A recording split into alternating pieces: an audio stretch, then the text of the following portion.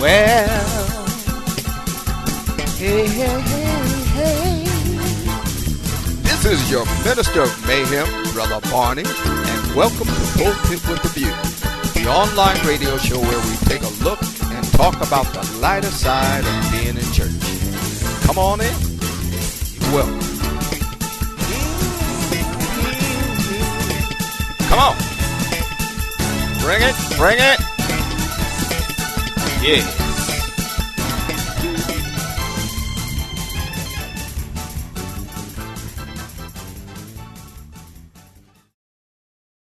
All right.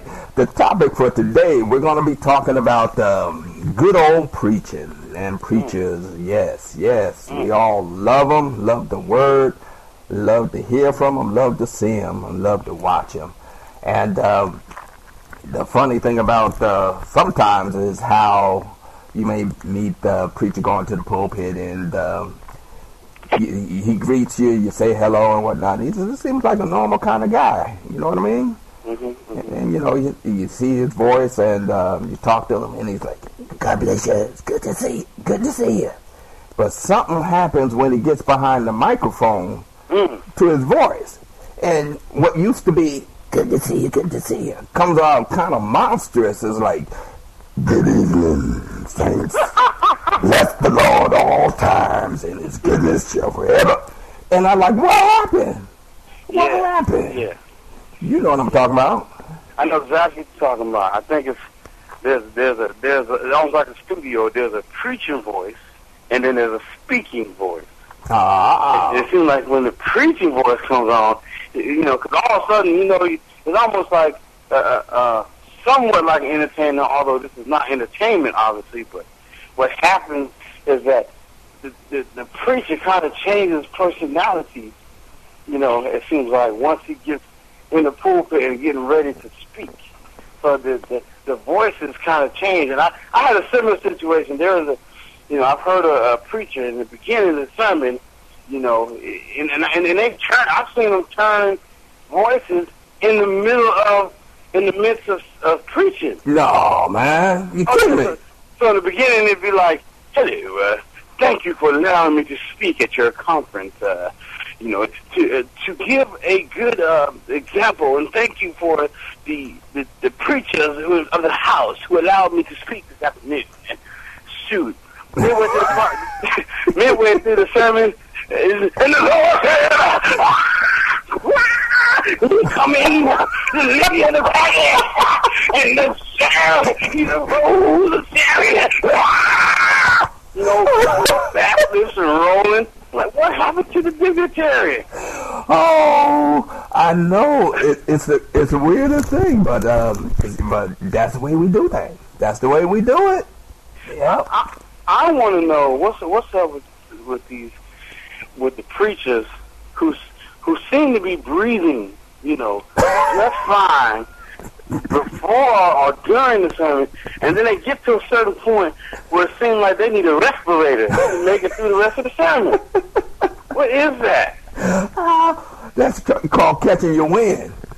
You know, I want to know when it start out with speaking normal, and then they get to that, they get to hooping, and when the Lord come through and he does it, I'm like, is this man gonna have a cardiac arrest up here or not?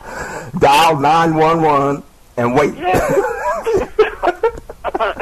You know, it'll be like dial 9 and a 1, and we're gonna hold that last one to see what happens. That's what I'm saying. That's what I'm saying. You don't know. You don't know. Man, I don't understand. Man, it's all good though. Wouldn't be church without it. No, it would not be church without it. You know what kind of tickles me though is like, you know, preachers be preaching and as if the audience didn't know how sometimes song lyrics get interjected into the sermon. Mm-hmm. Yeah, it's like they'll be talking about going through hard times and whatnot, and they'll get all fired up, and then they'll say, you know, if Job were here to testify for himself, his testimony, give him the mic, give Job the mic. Might go a little something like this. Don't be fooled by the rocks that I got. I'm still Joe from the block.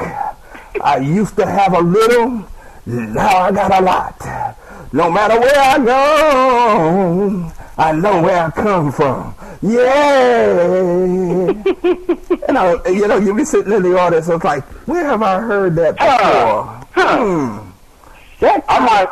I might have been at that same sermon, that same service. And I remember that same man, he was preaching, and I remember him saying, Job, he had a family, and his wife, she was the one that told him just to forget about it and move on and die. That's right. So you gotta watch out for those that ain't got your back. They smile in your face. Come on. All the time want to take your place. Yeah. And then the funny part is, I guess the choir knew what was going on, because in the background they was like, boom, boom, boom. This is kind of weird. Yeah. I wouldn't know. I looked up and make sure Eddie Levert was I know it's wild. It'd be like, and Father Abraham had many sons, and many sons had Father Abraham. I am one of them, and so are you. So praise the Lord. Right hand, left hand. Yeah, you shoot. You might look up and see the congregation about to do the hokey pokey. Hokey pokey. Left hand in, put your right hand out. Or the electric slide. Oh my goodness.